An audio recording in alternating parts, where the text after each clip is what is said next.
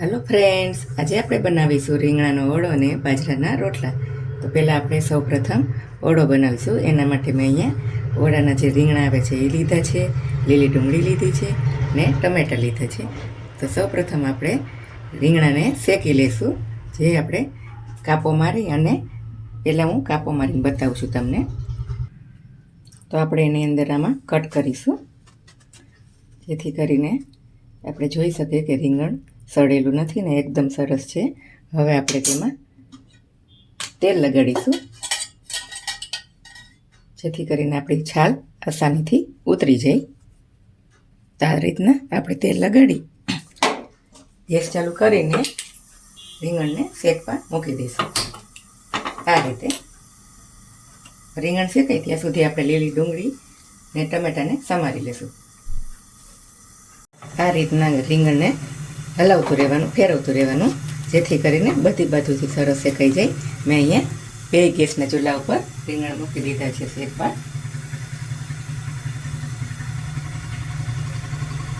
બધી બાજુથી આમ ફેરવા રાખવાનું, જેથી કરીને આપણું રીંગણા સરસથી ચડી જાય, કાચા ન રહે.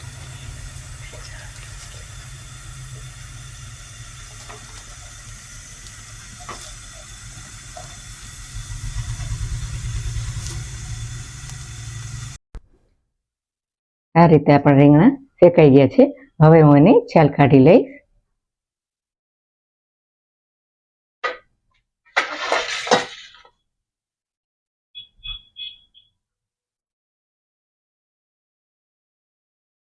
આપણા એકદમ રીંગણ સરસ ચડી ગયા છે. તમે તેલ લગાડશો તો આ રીતે આસાનીથી છાલ એકદમ ઉતરી જશે સરસ.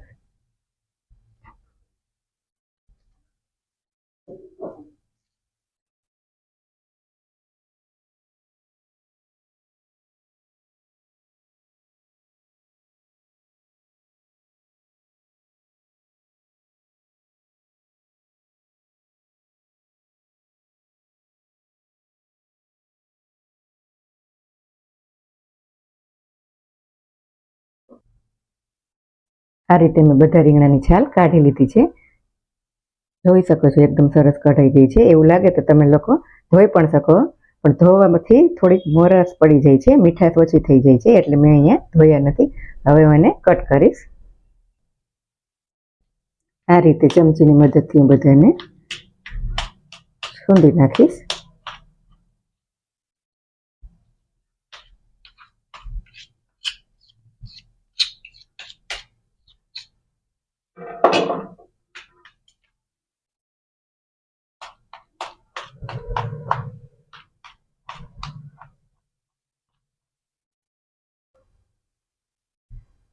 આ રીતે મેં અહીંયા લીલી ડુંગળીને સમારી લીધી છે. 4 થી 5 મોટી લીલી ડુંગળી છે, 2 ટમેટા છે અને 3 રીંગણા છે. હવે આપણે એનો વઘાર કરશું. તો મેં અહીંયા કઢાઈ લઈ લીધી છે, એ એલ્યુમિનિયમની આવે છે.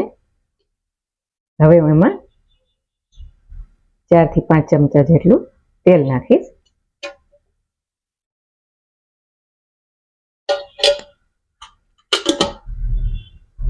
ઓરામાં તો જેમ તેલ ઝાઝું હોય એમ જ મજા આવે, ને તમે માથેથી પણ સિંગ તેલ નાખીને ખાઈ શકો.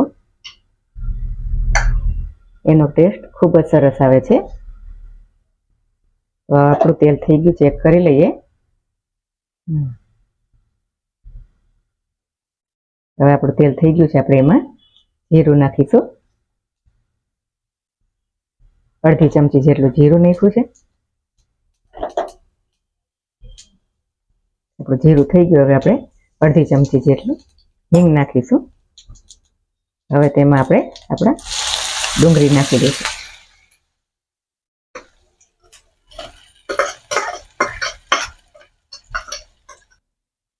આપણી ડુંગળી સંતળાઈ ગઈ છે. હવે આપણે એમાં ટમેટા નાખીશું. હવે પાછું બધું મિક્સ કરી લઈશું. ટમેટા આપણે સોફ્ટ થાય ત્યાં સુધી એને ચડવા દેશું.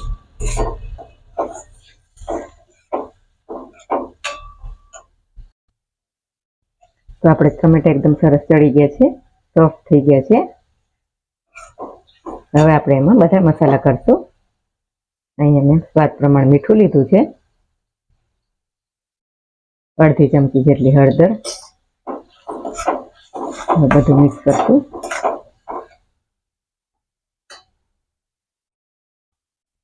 થોડી અડધી ચમચી જેટલી મેં લસણવાળી ચટણી લીધી છે. અહીંયા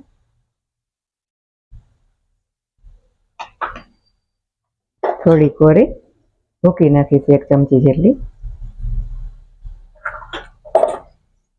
બધું સારી રીતના હલાવી લેશું.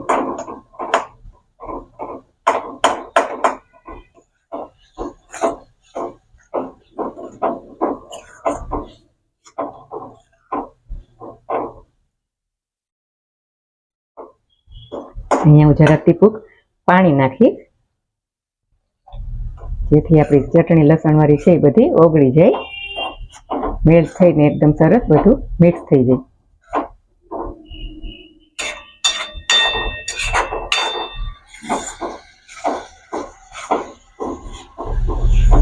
તમે જોઈ શકો છો આપણું તેલ એકદમ છૂટું પડી ગયું છે ને મસાલા બધા ચડી ગયા છે, બધું એકદમ મિક્સ થઈ ગયું છે. હવે આપણે એમાં રીંગણનું ભરથું કર્યું તો આપણે જેવો હોય શેકવું તો એ નાખીશું. હવે આપણે ગેસ ધીમો કરી નાખીશું.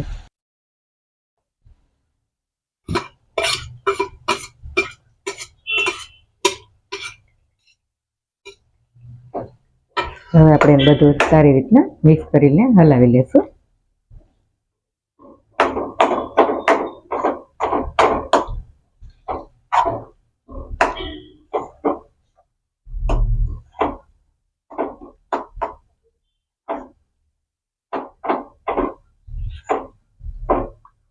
શિયાળો હોય અને જો રીંગણાનો ઓળો અને રોટલો ન ખાધો તો એમ સમજવાનું કે કંઈ ખાધું જ નથી એવું જ લાગે. ગુલાબી ઠંડી પડતી હોય અને એમાંય બાજરાનો રોટલો, રીંગણાનો ઓળો, લીલી હળદર, રાયતા મરચાં જો એ બધું મળી જાય તો એમ કહેવાય કે સોનામાં સુગંધ પડી જાય. તો તૈયાર છે આપણો રીંગણાનો ઓળો. આજે મારી પાસે ધાણા ભાજી નહોતા એટલે મેં નથી નાખ્યા, બાકી ધાણા ભાજી નાખીએ તો પણ ખૂબ સરસ આવે, સ્વાદ આવે. હવે આપણે બનાવીશું બાજરાના રોટલા. ગેસ ચાલુ કરીને તાવડી મૂકી દીધી છે. હવે આપણે કાથરોટમાં મીઠું નાખીશું. હવે આપણે બાજરાના રોટલા બનાવીશું. એમાં આપણે અડધી ચમચી જેટલું મીઠું નાખ્યું છે. હવે હું એમાં બાજરાનો લોટ નાખીશ ને રોટલો ઘડીશું આપણે. હવે આપણે એમાં પાણી નાખશું, થોડું થોડું કરીને. થોડું થોડું પાણી નાખતા જવાનું ને બધું મિક્સ કરી લેવાનું.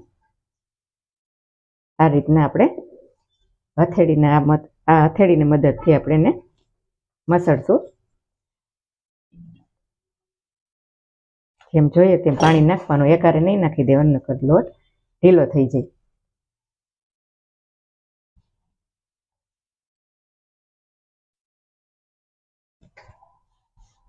જેમ જેમ તમે બાજરાના લોટને મસળશો ને એ રીતના રોટલો ખૂબ જ સરસ થાય અને પોચો ને સોફ્ટ થશે.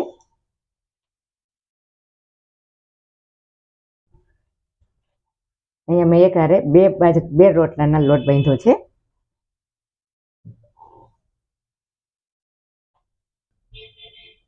મેં અહીંયા તાવડી ગરમ કરવા મૂકી છે ગેસ ઉપર. આ રીતના આપણે તાવડી લેવાની છે, જેથી કરીને તાવડીમાં ખૂબ જ સરસ રોટલો બને છે. જો તમે લોઢીમાં કરશો તો લોઢીમાં બળી જશે. હવે આપણે એમાં જરા જરા પાણી નાખતું જવાનું, આમ મસળતું જવાનું. આ રીતના આપણે હાથની મદદથી આમાં જરા જરા પાણી નાખશું ને મસળશું એકદમ.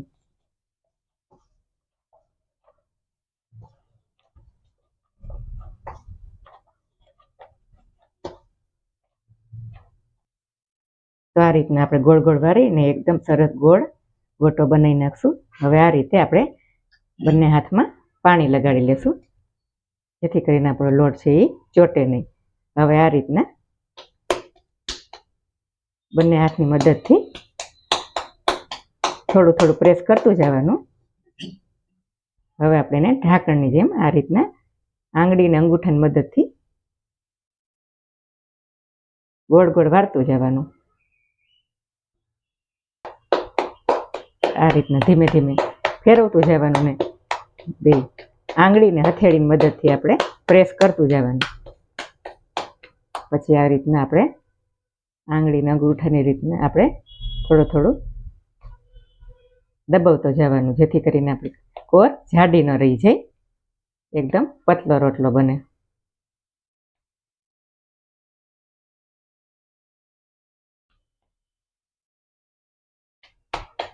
હવે આપણે આંગળી ખુલ્લી રાખી દઈશું આમ.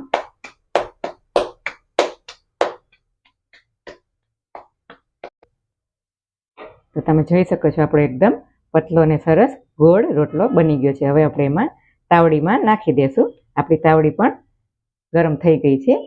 આપણે આ રીતના ધીમેથી નાખવાનો ને, નહીંતર તો આપણે આમાં ભમરો પડી જાય છે. જેને હવે આપણે ચેક કરી લઈશું કે આપણો રોટલો ચડ્યો થઈ ગયો છે. હવે આપણે એને પલટી નાખીશું. હવે બીજી બાજુ શેકી લઈએ. હવે આપણે ત્યાં સુધીમાં આપણે બીજા રોટલાની તૈયારી કરીએ. એને મસળીને આપણે રેડી કરી દઈએ.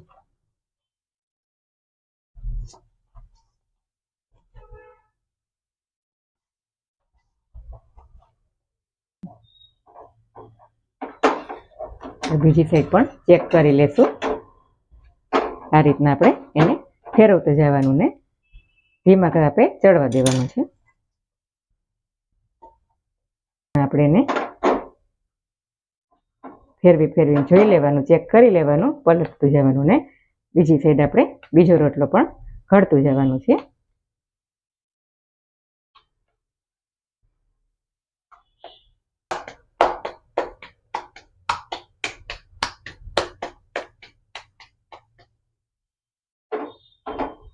બીજી સાઈડ પણ આ ચડી ગયો છે. હવે આપણે પાછો પેલી સાઈડ આપણે પકાવી લઈશું.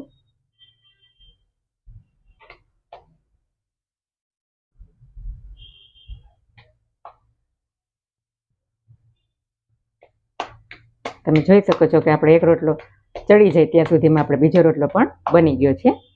આ રીતના રોટલા બનાવવા ઇઝી જ છે, બહુ એટલી બધી કંઈ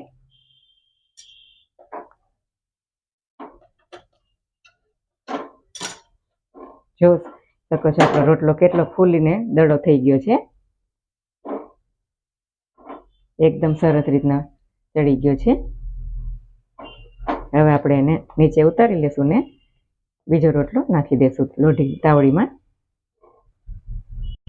આ રોટલો પણ સરસ એકદમ ગોળ થઈ ગયો છે.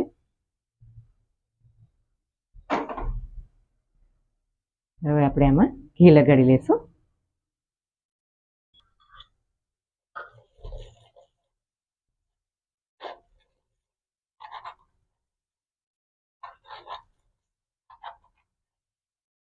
કહેવાય છે ને કે બાજરાના રોટલાને લાપસી જેની માને આવડતા હોય ને એની જ દીકરીને આવડે, પણ હવે એવું નથી. હવે યુટ્યુબની મદદથી તમે બધું ઘરે પણ બનાવી શકો છો. હવે આપણે આ રીતને એમાં ચમચીની મદદથી ખાડા કરીશું. તો તૈયાર છે આપણો રોટલો. આપણે બીજો રોટલો ચેક કરી લેશું.